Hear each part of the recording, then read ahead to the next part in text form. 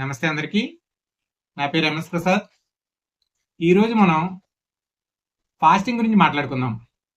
Fasting అసలు ఎవరు చేయొచ్చు, ఎవరు చేయకూడదు?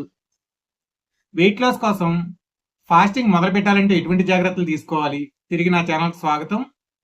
హెల్దీగా వెయిట్ లాస్ అవ్వడానికి, వెయిట్ పెరగడానికి, మెడిసిన్ ఫ్రీ లైఫ్ గడపడానికి హెల్ప్ చేస్తూ ఉంటాను. నా నెంబర్ కింద స్క్రోల్ అవుతూ ఉంటుంది. ఫాస్టింగ్ అనేది రిలీజియస్గా చాలా మంది చేస్తూ ఉంటారు. ఉదయం నుంచి సాయంత్రం వరకు కూడా ఫాస్టింగ్ చేసి నైట్ ఫుడ్ తీసుకుంటూ ఉంటారు. ఇది ఒక రకం. అయితే శక్తి పాత్ర అనేది చాలా ఇంపార్టెంట్ ఇక్కడ. మనం ఉపవాసం తీసుకోవడానికి ఎటువంటి జాగ్రత్తలు తీసుకుంటున్నాం? రిలీజియస్ లో భాగంగా కావచ్చు, వెయిట్ లాస్ లో భాగంగా కావచ్చు. మనం ఉపవాసం చేస్తున్నప్పుడు మన బాడీలో న్యూట్రియంట్స్ డెఫిషియన్సీ ఉందా లేదా అనేది చెక్ చేసుకుంటూ ఉండాలి. హైడ్రేషన్ అనేది మెయింటైన్ చేస్తూ ఉండాలి. వాటర్ హైడ్రేషన్ మనం మెయింటైన్ చేస్తూ ఫాస్టింగ్ చేసినప్పుడు హెల్ప్ చేస్తుంది. కానీ రిలీజియస్లో భాగంగా కొంతమంది వాటర్ కూడా తీసుకోరు ఫాస్టింగ్ టైంలో. వాళ్ళు తగినంత ప్రికాషన్స్ తీసుకుంటూ ఉండాలన్నమాట. అంటే ఫాస్టింగ్ మొదలు పెట్టడానికి ముందే మెయింటెనెన్స్ చూసుకుంటూ ఉండాలి, హైడ్రేషన్ చూసుకుంటూ ఉండాలి, ఎలక్ట్రోలైట్స్ చూసుకుంటూ ఉండాలి. ఫాస్టింగ్ అనేది గర్భిణీ స్త్రీలు చేయకూడదు, స్పోర్ట్స్ పీపుల్ చేయకూడదు, మెడిసిన్ తీసుకుంటున్న పీపుల్ ఎవరు కూడా ఫాస్టింగ్ చేయకూడదు. గుండె జబ్బుల ప్రమాదం ఉన్నవాళ్ళు, టైప్ 2 డయాబెటీస్ ఉన్నవాళ్ళు ఫాస్టింగ్ అనేది ఎట్టి పరిస్థితుల్లోనూ చేయకూడదు. వెయిట్ అనేది పుటాన్ అవుతూ ఉంటాం, కానీ దాన్ని తగు ప్రికాషన్స్ తీసుకుని న్యూట్రియంట్ సలహాతోటి ఒక న్యూట్రిషనిస్ట్ కావచ్చు, డైటీషియన్ కావచ్చు, తగిన సలహాలతో మీరు వెయిట్ లాస్ అనేది మెయింటైన్ చేయొచ్చు. కానీ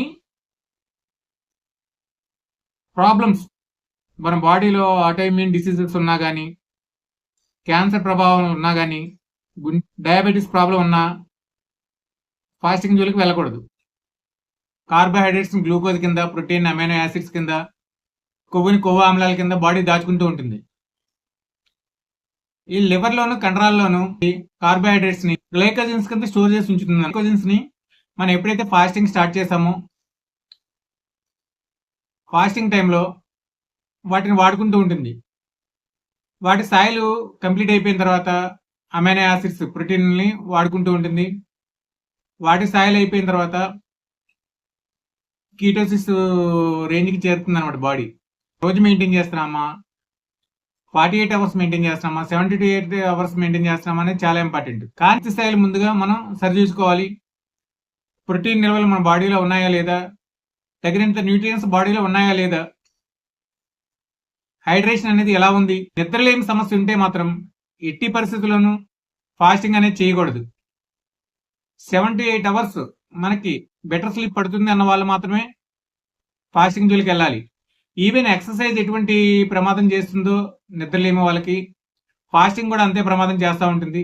స్టేజ్కి చేరిన తర్వాత బాడీ కన్ఫ్యూజన్ స్టేజెస్ మనం తెలుసుకుంటూ ఉండాలి.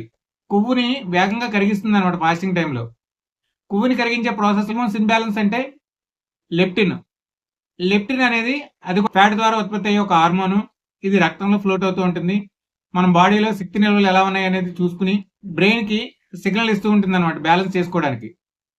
ఈ లెప్టిన్ హార్మోన్ కావచ్చు, కార్టిజాల్ అంటే మన స్ట్రెస్ లెవెల్స్ ఎక్కువైపోతున్నప్పుడు నీరసం, చిరాకు, అలసట, హెడేక్,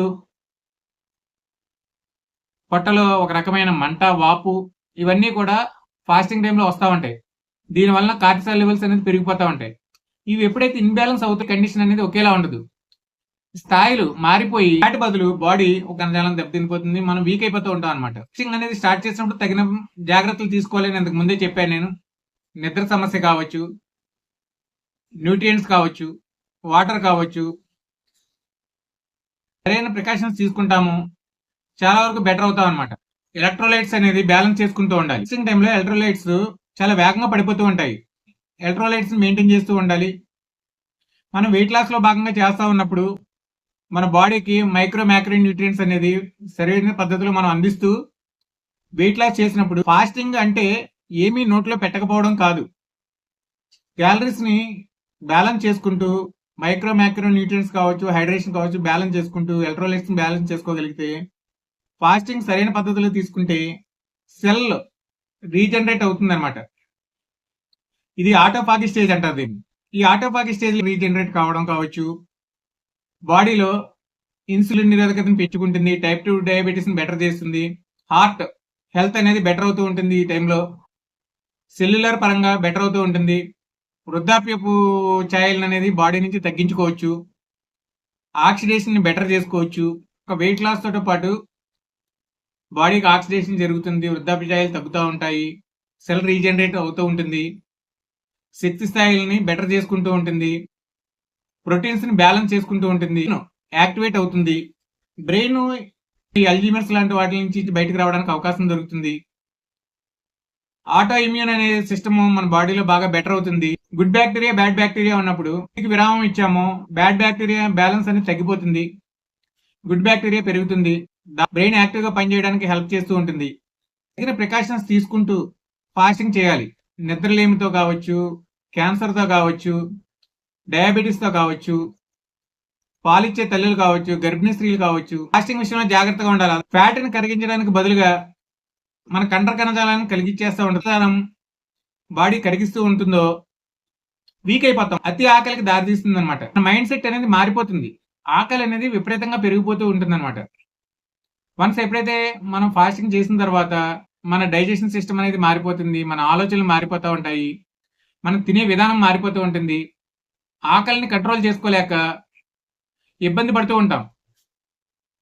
ఫాస్టింగ్ అనేది ఒక క్రమ పద్ధతిలో న్యూట్రలైజ్ చేసుకుంటూ కనుక చేయగలిగితే ఫాస్టింగ్ అనేది బాడీకి హెల్ప్ చేస్తుంది. బ్రేక్స్ ఇవ్వడం అనేది మంచిదే. సరైన పద్ధతిలో గుడ్ న్యూట్రియంట్స్, ఎలక్ట్రోలైట్స్ బ్యాలెన్స్ చేసుకుంటూ, వాటర్ని బ్యాలెన్స్ చేసుకుంటూ ఫాస్టింగ్ చేయగలిగినప్పుడు ద బెస్ట్ రిజల్ట్ అనేది మీకు వస్తుంది. ఇలాంటి మంచి మంచి విషయాలు మీరు నా నుంచి ఆశిస్తున్నట్లయితే కనుక నా ఛానల్కి ఒక లైక్ ఇవ్వండి, సబ్స్క్రైబ్ అవ్వండి, కామెంట్ ఇవ్వండి. Thank you.